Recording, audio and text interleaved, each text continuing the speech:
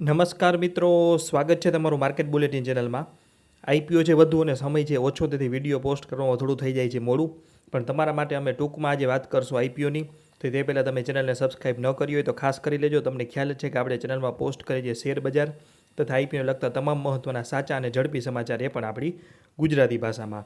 ચાલો વધુ વાત ન કરતાં શરૂઆત કરીએ. આજે વાત કરશું ટેન્કો ક્લીન ઇન્ડિયા લિમિટેડના આઈપીઓ વિશે.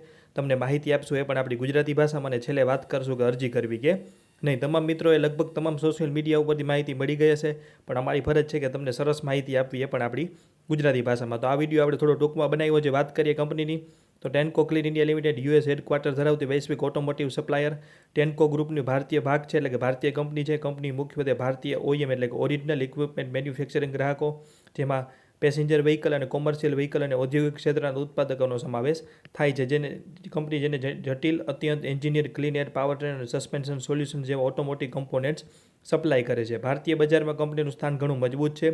તે કોમર્શિયલ ટ્રક ક્લીન એર સોલ્યુશન્સમાં 57% હિસ્સો અને પેસેન્જર વ્હીકલમાં શોક એબ્ઝોર્બર્સમાં 52% હિસ્સો સાથે સૌથી મોટી સપ્લાયર કંપની છે. 1979માં પ્રથમ પ્લાન્ટ સ્થાપ્યા પછી કંપની હવે ભારતમાં 12 મેન્યુફેક્ચરિંગ સુવિધાઓ અને 2 રિસર્ચ અને ડેવલપમેન્ટ સેન્ટર સાથે કાર્યરત છે, જે તેને વૈશ્વિક ટેકનોલોજીનો ઉપયોગ કરી અને સ્થાનિક માંગને પૂરી કરવામાં સક્ષમ બનાવે છે. વાત કરીએ ટાઈમ ટેબલની, તો 12 તારીખથી શરૂ થઈ ગયો છે. આવતીકાલે 14 તારીખે પૂરો થશે. 19 તારીખે લિસ્ટિંગ થશે. 10 રૂપિયાની ફેસ વેલ્યુ, 397 રૂપિયાનો ભાવ, 37 શેરની અરજી અને 3600 કરોડનો પૂરેપૂરો ઓએફએસ, અને બીએસસી અને એનએસસી બંને મેઇન બોર્ડ ઉપર કંપનીનું લિસ્ટિંગ થશે. આગળ વાત કરીએ જલ્દીથી નાણાકીય પરિણામોની, તો 31 માર્ચ 2023 4,886 કરોડની આવક સામે 381 કરોડનો ચોખ્ખો નફો. 31 માર્ચ 2024 5,537 કરોડની આવક સામે 416 કરોડનો ચોખ્ખો નફો. 31 માર્ચ 2025 4,931 કરોડની આવક સામે 553 કરોડનો ચોખ્ખો નફો. અને છેલ્લા ક્વાર્ટર એટલે કે 30 જૂન 2025ના આંકડા મુજબ 1316 કરોડની આવક સામે 168 કરોડનો ચોખ્ખો નફો. કંપની ઉપર કોઈ દેણું નથી ને 1204 કરોડનો કંપની પાસે રિઝર્વ છે. તો આ બધા પરિણામનો સારાંશની વાત કરીએ તો ટેન્કો ક્લીન ઇન્ડિયા લિમિટેડ નાણાકીય વર્ષ 2024માં આવક અને નફા બંનેમાં મજબૂત વૃદ્ધિ દર્શાવી છે. તમે ઉપર જોઈ, જેમાં કુલ આવક 13% વધીને 5,537 કરોડ થઈ.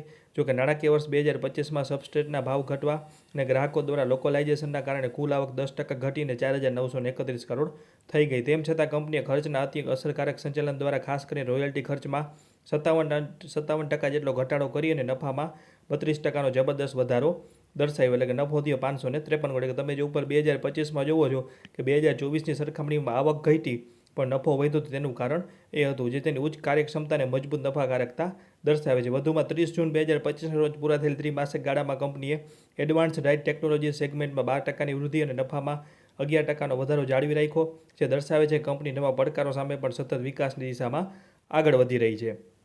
આ વાત કરી રહી આપણે પરિણામની. હવે વાત કરીએ કંપનીની 5 સારી અને 5 નબળી બાબતોની ટૂંકમાં. તો સારી બાબતની શરૂઆત કરીએ તો બજારમાં કંપનીનું અગ્રણી સ્થાન છે, મજબૂત નાણાકીય પરિસ્થિતિ અને પ્રદર્શન છે, વૈશ્વિક રિસર્ચ અને ડેવલપમેન્ટ અને ઇનોવેશન છે, અને વ્યૂહાત્મક રીતે વૈવિધ્યસભર પોર્ટફોલિયો છે. ક્લીન એર, પાવર ટ્રેન અને સસ્પેન્શન માટે માલિકીના ઉત્પાદકોની વ્યાપક શ્રેણી છે, અને કાર્યક્ષમ મેન્યુફેક્ચરિંગ ફૂટપ્રિન્ટ છે, જેમાં 12 પ્લાન્ટ્સના મુખ્ય ઓરિજિનલ ઇક્વિપમેન્ટ મેન્યુફેક્ચરિંગ હબની નજીક વ્યૂહાત્મક રીતે સ્થિતિ છે, જેનાથી ખર્ચ અને લોજિસ્ટિકનું સંચાલન સરળ બને છે. વાત કરીએ નબળી બાબતોની, તો ટેન્કો ગ્રુપ ઉપર નિર્ભરતા એટલે કે લાયસન્સ, ટેકનિકલ જાણકારી અને બ્રાન્ડ્સ માટે ગ્રુપ ઉપર અતિશય નિર્ભર છે કંપની. ગ્રાહકોની ઊંચી નિર્ભરતા એટલે કે ટોચના 10 ગ્રાહકોમાંથી આવકનો 81% જેટલો હિસ્સો આવે છે. સેક્ટરલ જોખમને આવકનો 82% હિસ્સો ભારતીય પેસેન્જર વ્હીકલ અને કોમર્શિયલ વ્હીકલના સેક્ટર ઉપર આધારિત છે. જો આ સેક્ટરમાં કોઈ મંદી આવે તો તેમાં અસર થઈ શકે. ત્યારબાદ છે સરકારી નિયમનનું જોખમ, અને છેલ્લે વિકાસ વ્યૂહરચનાના જોખમ, એટલે કે વૈશ્વિક અવરોધો અને ટેરિફના ફેરફારોના કારણે નિકાસ સહિતની વિકાસ વ્યૂહરચના ઉપર સફળ થવાનું જોખમ રહેલું છે.